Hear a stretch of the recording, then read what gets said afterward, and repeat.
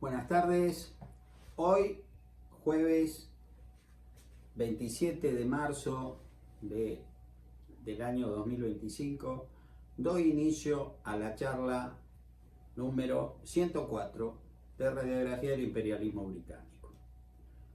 Hoy vamos a comenzar a transitar un capítulo muy extenso, que es el segundo gobierno del brigadier Juan Manuel de Rosas. El mismo, les anticipo,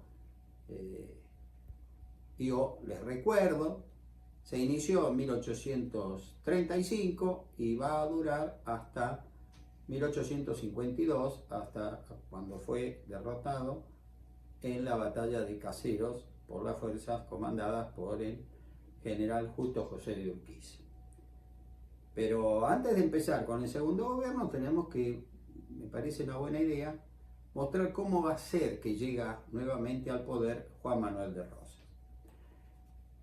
En el diario de la expedición contra los bárbaros, de la división de la izquierda, el 17 de mayo de 1833 se escribió en ese día,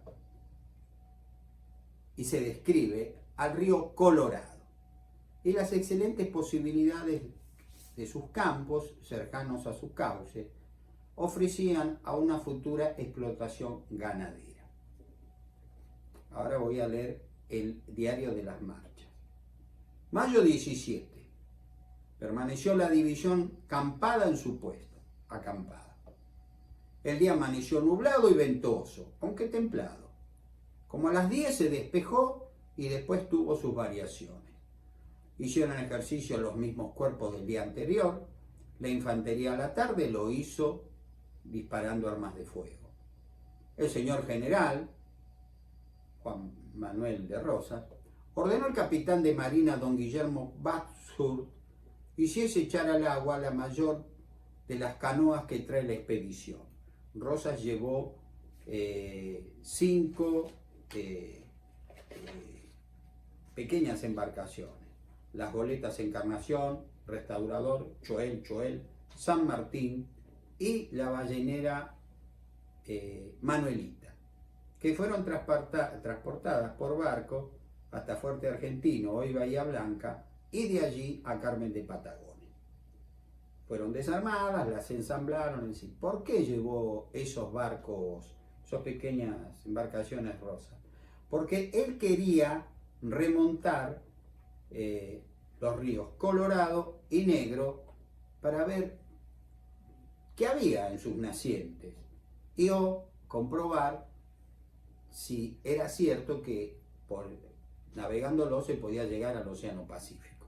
No se conocía nada, entonces todo era a prueba, es decir, todo se iba probando de a poquito. Dice, describiendo la zona esa, dice: buenos campos para la labranza y pastoreo, abundancia de madera para las poblaciones, leña y agua muy buena, que facilitan las exportaciones y conducciones por medios de la navegación, facilitando además las relaciones de la población. El río Colorado es hermoso, corre al sudeste sobre arena. Su anchura es de 100 a 200 varas. Confluye en el mar. Solo da paso estando muy bajo, que es en el invierno, pues en verano está siempre lleno y es muy profundo. Los indios lo pasan en balsas de sauce. Así lo pasó la división de la vanguardia. Sus costas son poco barrancosas y pobladas en lo general de árboles de sauce colorado y blanco. Corre con corta diferencia en este punto al frente de la bajada del Médano, como el Paraná, cuando está crecido. En verano baña parte de grandes llanos en sus márgenes. Es un poco dificultoso su lectura, les aclaro, ¿no? Porque a veces los tiempos verbales no son los ideales, pero bueno, es lo que hay. Los pastos de estos se conocen son muy buenos para el pastoreo, de manera que si fuese puerto en su embocadura, estando tan cerca de la salina y siendo tan seco el temperamento con el tiempo, los ganados que se críen en los campos de este río podrán con ventaja destinarse a las elaboraciones de carnes saladas y aún venir estas al río, beneficiadas desde la frontera de Mendoza y de la cordillera, de donde baja, debiendo ser considerado el número de estancias que se formen, porque se conoce que todas las costas son buenas y porque desde su naciente hasta la embocadura en el mar debe calcularse una distancia de 150 leguas. ¿No? Es decir, unos 4.900 metros tenía la legua, más o menos unos 750 kilómetros.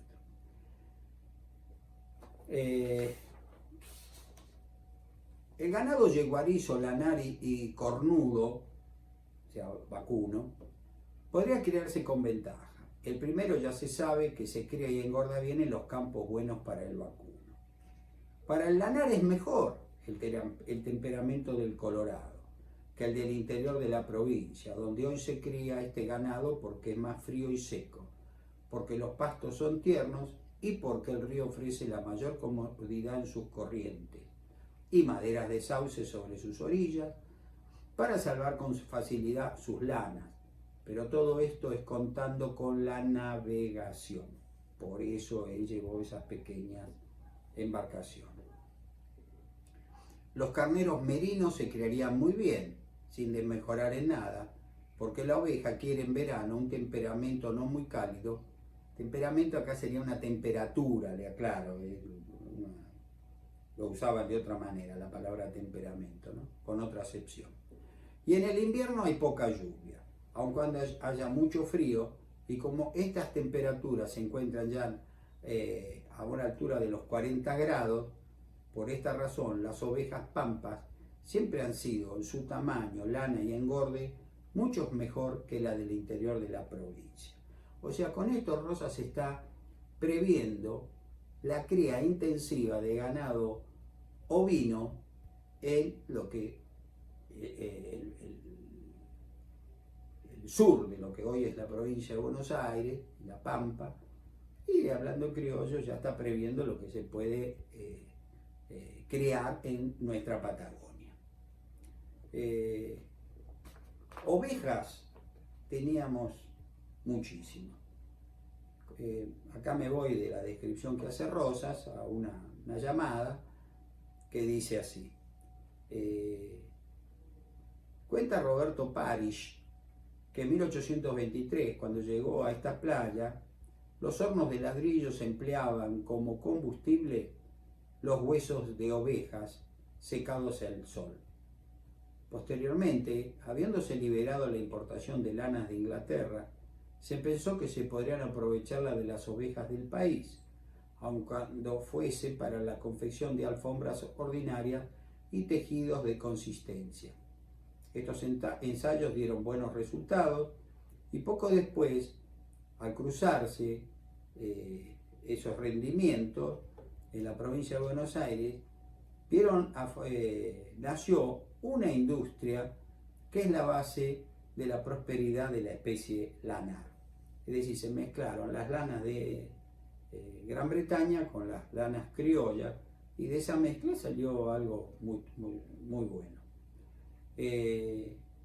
Las exportaciones de lana, en un trabajo muy bueno que hizo el diario de Buenos Aires, La Prensa, en su edición del miércoles 25 de mayo de 1910, en el centenario de la Revolución, llamado Comercio Exterior de la República Argentina en el primer centenario de su existencia política, se expresó que en 1822 se exportaron 384.295 kilos de lana.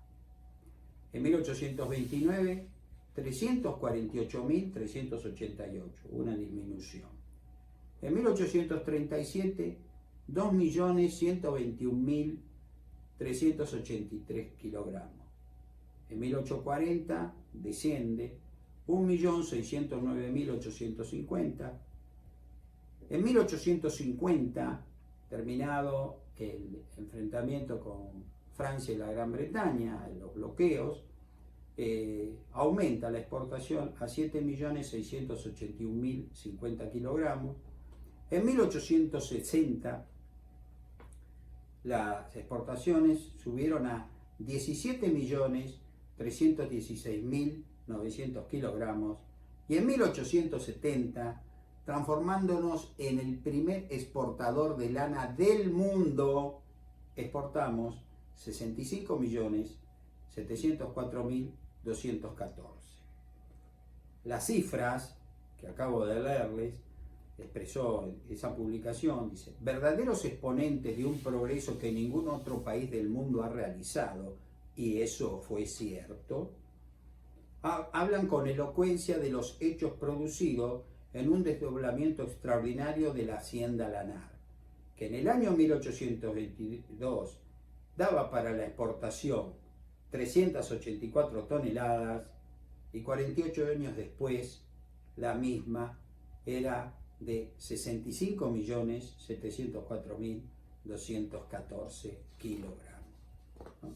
Es decir, la República Argentina, a través de su historia, a mí me molesta cuando mucha gente dice esto es un desastre, este país no va para atrás ni para... No es cierto.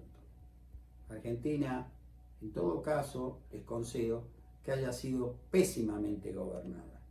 El país es fantástico. Tenemos una geografía extraordinaria, los 4 climas, podemos producir lo que se nos ocurra. El asunto es hacerlo y que los gobiernos dejen de inmiscuirse en la vida de las personas, que dejen que cada uno haga lo que quiera y o lo que pueda. La cosa va a andar muchísimo mejor de lo que ha andado hasta ahora.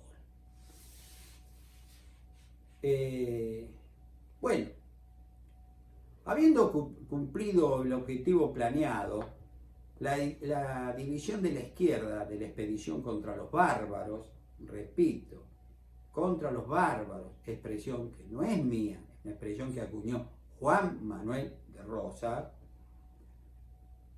el martes 28 de enero de 1834 inicia su regreso. Él había comenzado la campaña al desierto de 1833-1834, al partir en la tarde del 22 de marzo de 1833 del pueblo de San Miguel del Monte. Y entonces Rosas, en esa oportunidad, muy orgulloso, le dijo a sus hombres: señores, hemos cumplido el objetivo planeado, nos volvemos a casa. Años más tarde,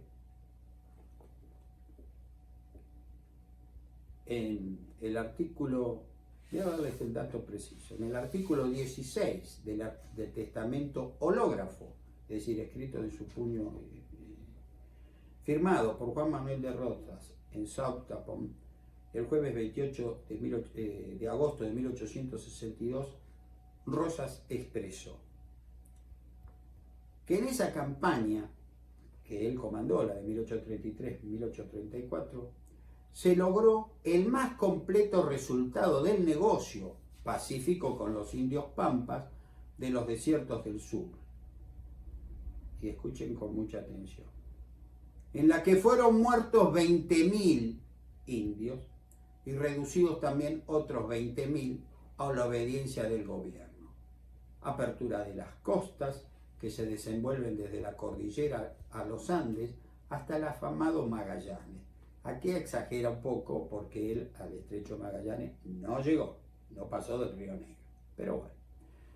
Y además, aclara Rosa, esa expedición libró del cautiverio, esto es cierto, a más de 6.000 argentinos y chilenos cristianos, la mayor parte mujeres, todos los que volvieron al seno de su familia. Estos eran los cautivos, fundamentalmente las mujeres, las cautivas, ¿no? Yo en un trabajo que hice sobre el diario de las marchas de la División de la Izquierda, transcribo la numeración de todas las personas rescatadas. Tampoco llegan a 6.000, fueron muchísimas menos, pero fueron bastantes. La expedición había batido completamente a los indígenas araucanizados que tanta depredación causaban con sus malones. Se habían rescatado cientos de cautivos y se había ampliado el territorio de la provincia de Buenos Aires, emplazando nuevos fortines en las rutas que había seguido la División de la Izquierda, siendo el último fuerte erigido el emplazado en la propia isla de Choel. A orillas del arroyo Napostá, cerca de la actual ciudad de Buenos Aires,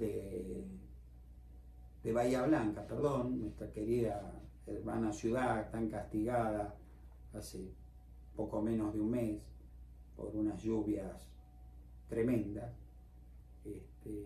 Juan Manuel de Rosas reunió a sus tropas y el martes 25 de marzo de 1834, prácticamente al año de haber salido de San Miguel del Monte,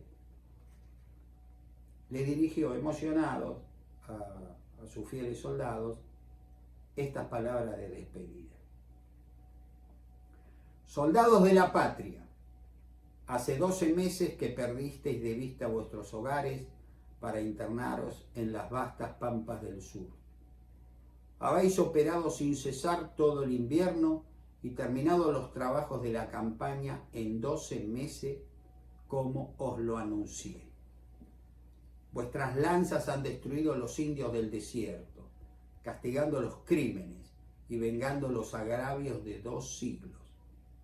Las bellas regiones que se extienden hasta la cordillera de los Andes y las costas que se desenvuelven hasta el afamado Magallanes quedan abiertas para nuestros hijos. Habéis excedido las esperanzas de la patria. Entre tanto, ella ha estado envuelta en desgracia por la furia de la anarquía.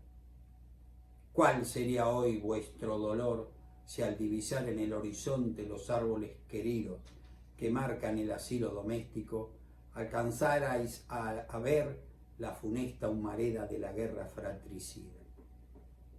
Pero la divina providencia nos ha librado de tamaños desastres.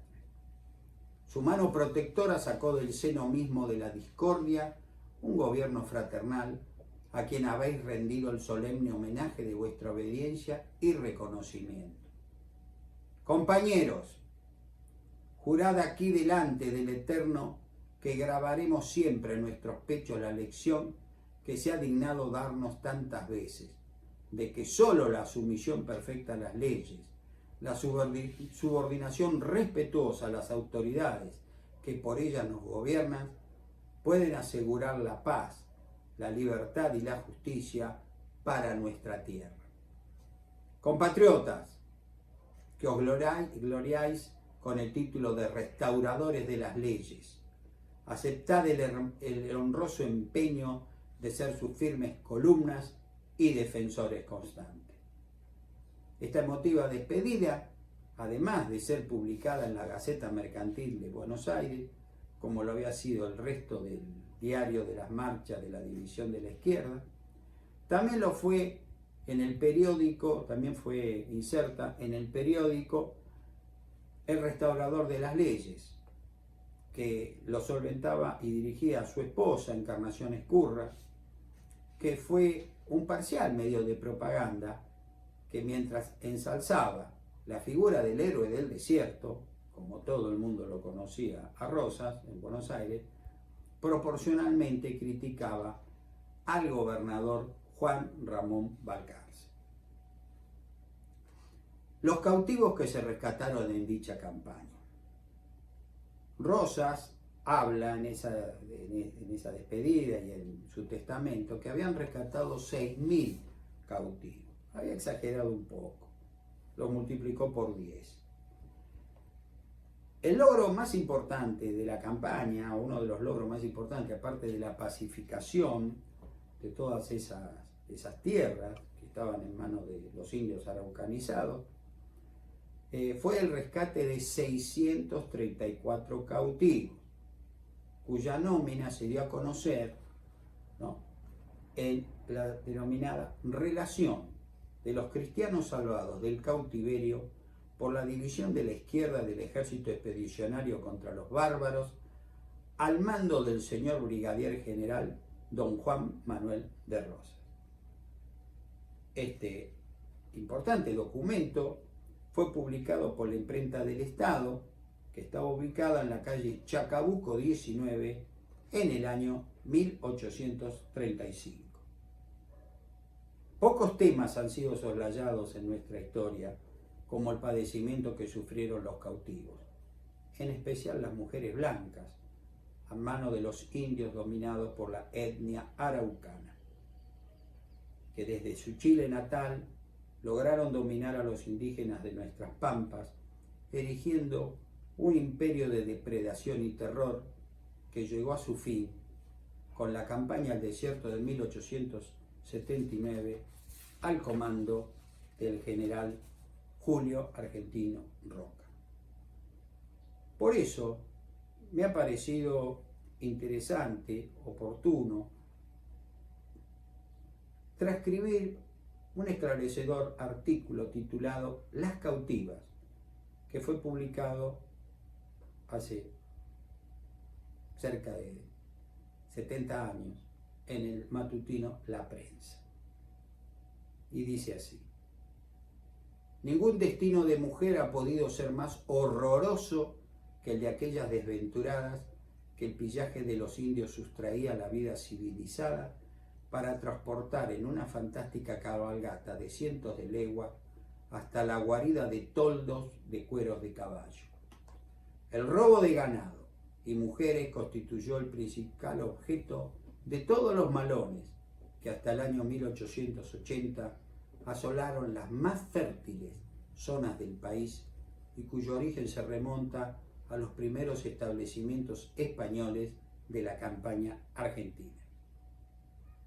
Los indios se movilizaban al sobrepaso de sus caballos desde Leubicó o Salinas Grandes hacia Córdoba-San Luis, ya hacia Buenos Aires o Santa Fe, provincias que les ofrecían abundante botín.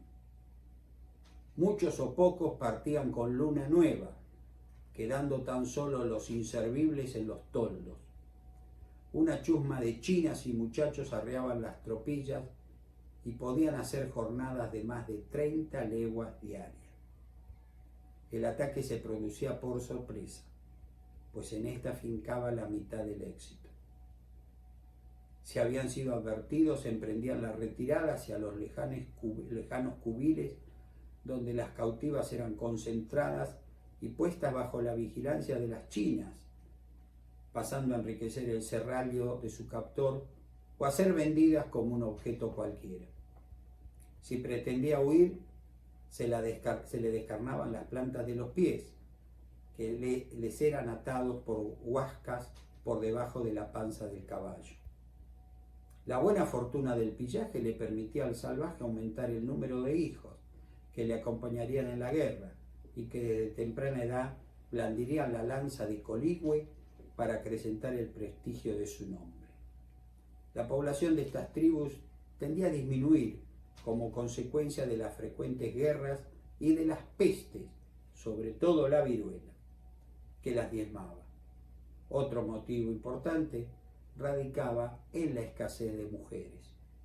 Según el francés Auguste Guinard, el promedio entre los indios podía estimarse en 1 cada 4 o 5 hombres. Algo que debía agregarse era la desigualdad del reparto. Cuando estuvo prisionero de Cafulcurá, este francés Pinard, y a pesar de la avanzada edad de que se calculaba en más de 100 años, en 1869, este jefe tenía 32 mujeres que lo mantenían muy ocupado para evitar infidelidades. Tripalife, un capitanejo importante de la tribu de Ranquineo, había tenido 2 en la época en que lo conoció Eduardo Gutiérrez. Muchos eran los que poseían 5 o 6, pero los pobres, que no disponían de los medios para adquirirla, vivían en perpetua soltería, lo que se consideraba una desgracia que los disminuía socialmente, como diciendo, vos no tenés mujer. En los tratados que se concertaban con los salvajes, el punto referente a la cautiva solía tener preferente atención. En el artículo 4 del tratado celebrado a orillas del arroyo Epecuén, el 25 de abril de 1825, se expresaba que las cautivas solteras serían canjeadas o vendidas equitativamente, una por otra, pero entregarlas todas, como se solicitaba, no era posible, por estar muchas casadas y tener la mayor parte de ellas hijos, y que los indios reconocen a sus padres como suegros y por cuñados a sus hermanos, y que todos sus parientes pueden ir a conocerlos, y que se les pagarán por estar casados, según costumbre de ellos, y de este modo será la paz más permanente por estar enlazados con los cristianos. Las cautivas blancas agradaban sobremanera a los salvajes, lo que le hizo decir al general Lucio Víctor Mansilla que el instinto de lo bello es innato a todos los hombres. Algunas de ellas alcanzaron a tener verdadera autoridad sobre sus amos, a semejanza de aquella Panchita que menciona Estanislao Severo Ceballos en su obra Painé. En el cautiverio de la soltería hubo muchas de toda condición social.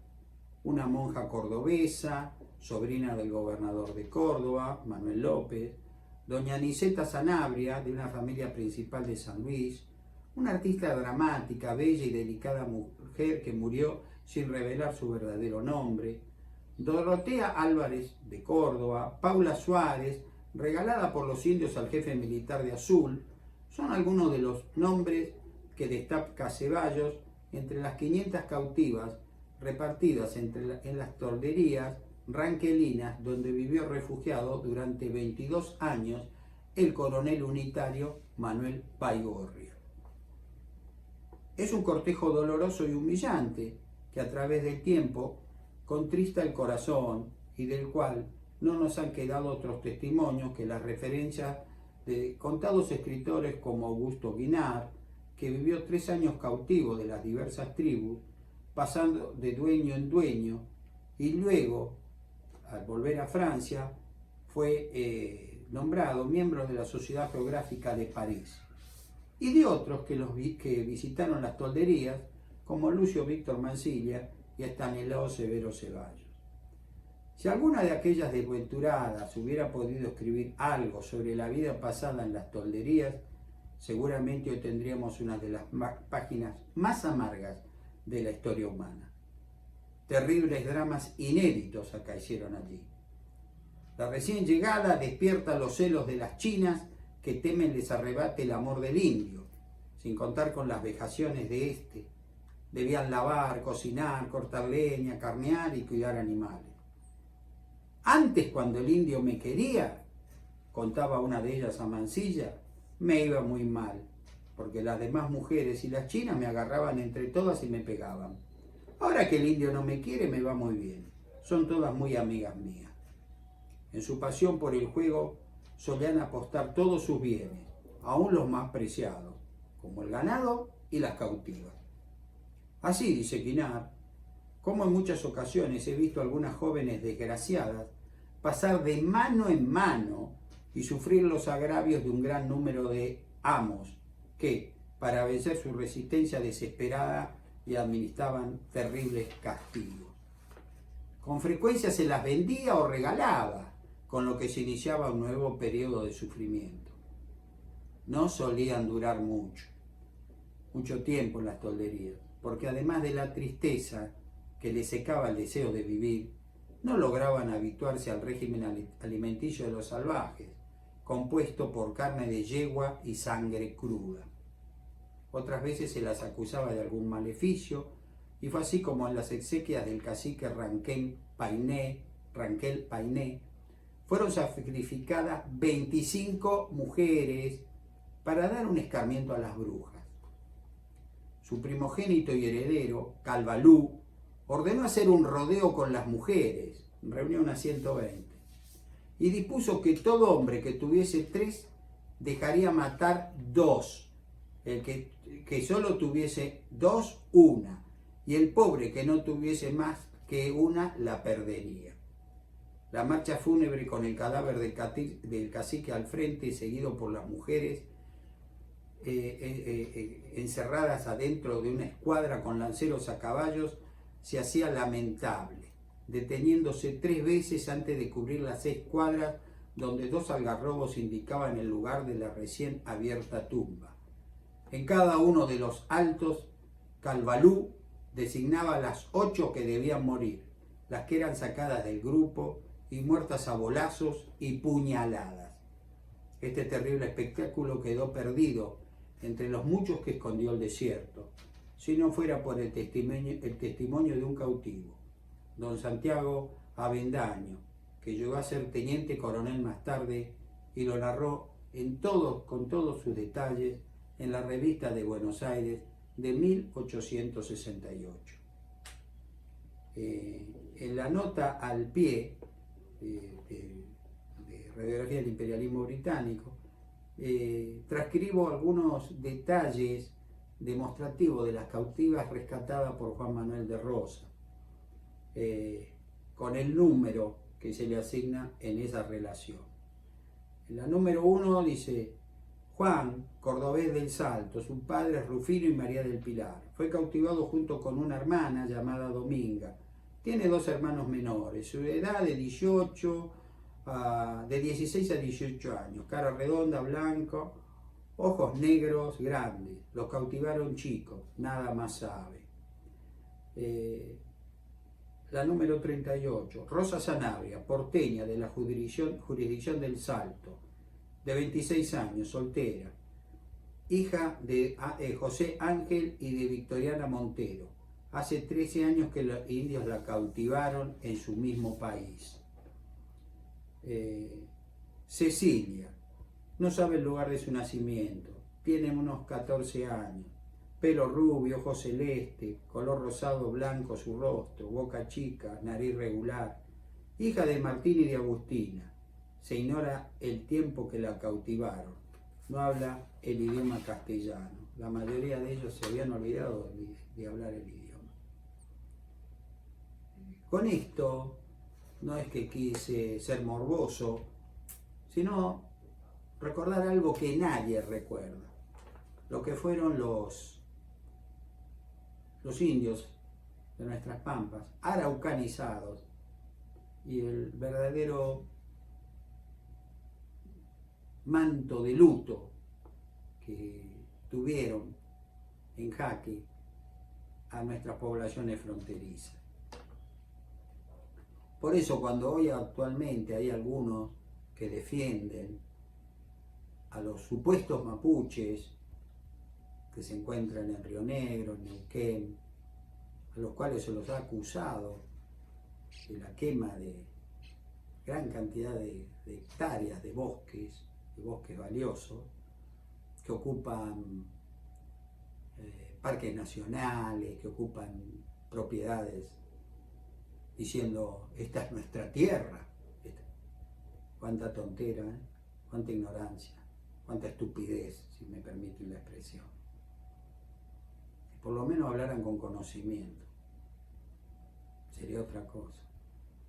Pero hablan porque el aire es gratis, abusando de que la mayoría de la gente no sabe lo que pasó en la más prolongada guerra que mantuvo la República Argentina, que duró varios cientos de años y que va a terminar felizmente en 1879-1880. Bien, ¿cómo llega Juan Manuel de Rosas a ser nuevamente gobernador de la provincia de Buenos Aires? Esto ha sido todo, digamos, el antecedente de la campaña de 1833-1834 al desierto. Rosas regresa, su mujer, Encarnación Ezcurra, se ha movido brillantemente, ha generado lo que hoy se denomina, no me gusta la expresión, pero para ubicarnos, como en un ídolo, el héroe del desierto, a través de de su periódico El Restaurador de las Leyes. Por decreto del gobernador de Buenos Aires, el general Juan José Viamonte, el jueves 6 de marzo de 1834, se acuñaron medallas de honor para los jefes y oficiales que participaron en esta campaña al desierto. La entregada a Juan Manuel de Rosas, que se conserva en el Museo Histórico Nacional, tiene, además de oro, incrustaciones de diamantes. Verdaderamente es muy, muy bonita. En agradecimiento al éxito alcanzado, a Rosas se le concedió, se le obsequió la isla Choel Choel, a la que rebautizaron con el nombre de Isla del General Rosas. Pero este declinó aceptar dicha donación y pidió en cambio, en su reemplazo, 60 leguas cuadradas de campo en la campaña de Buenos Aires. De Rosas se podrá decir cualquier cosa, pero tonto no era.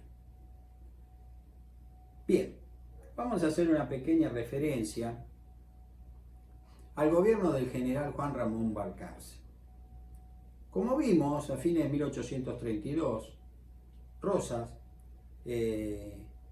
había aceptado ser reelecto gobernador siempre y cuando le otorgaran las facultades extraordinarias.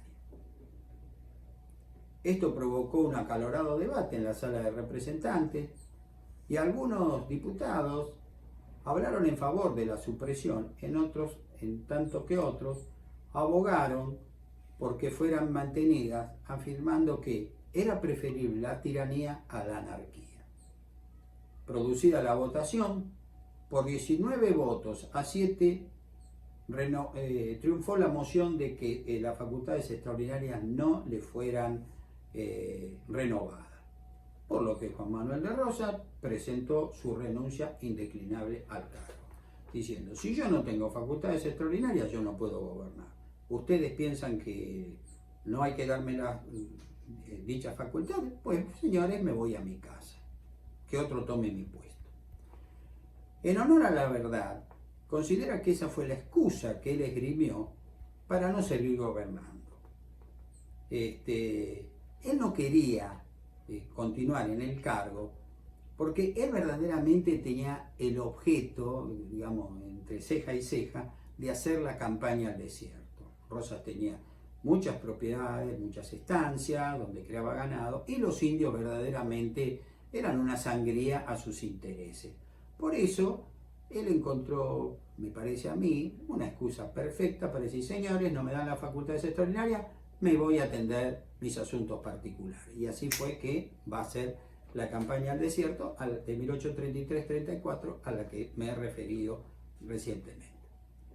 Ante su renuncia, la Sala de Representantes eligió el lunes 17 de diciembre de 1832 al general Juan Ramón Balcarce como nuevo gobernador de Buenos Aires, fundándose más que nada esta elección en que Balcarce era amigo personal de Rosas en ese momento, ¿no?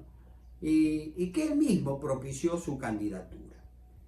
Entonces Balcarce fue un gobernante débil, tomó el poder, era un hombre que quería estar bien con todo, no quería ni estar con los federales ni con los unitarios. O sea, somos todos argentinos, vamos a llevar esto adelante bien.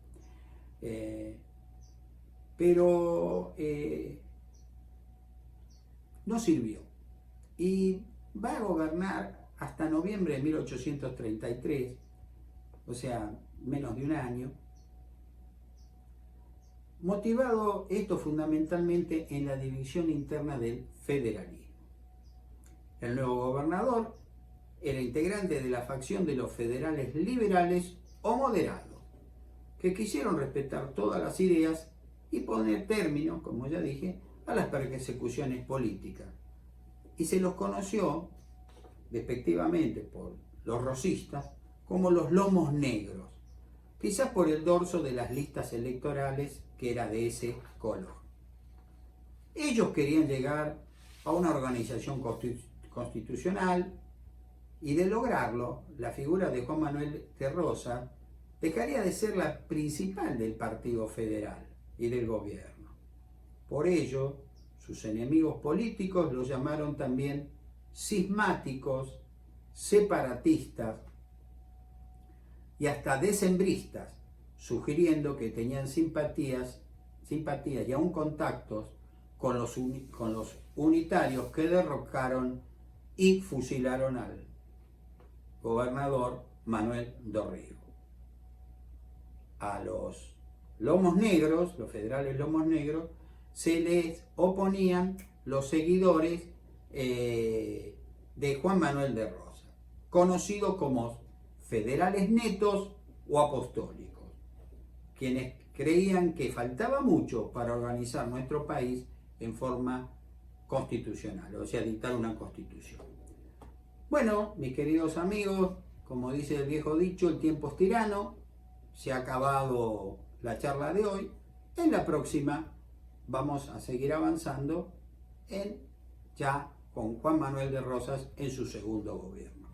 Como siempre, les agradezco con el cariño que verdaderamente y la atención que siguen estas charlas, porque puedo decir eso porque muchas de ustedes me escriben, me hacen preguntas y que verdaderamente les agradezco. Les agradezco porque veo que la cosa va funcionando. Y aunque quizás a veces digan, ¿qué tiene que ver esto con Malvinas? Ténganme un poquito de fe. Tiene que ver mucho con nuestras Islas Malvinas. Nada más, muchas gracias por su atención. Buenas tardes.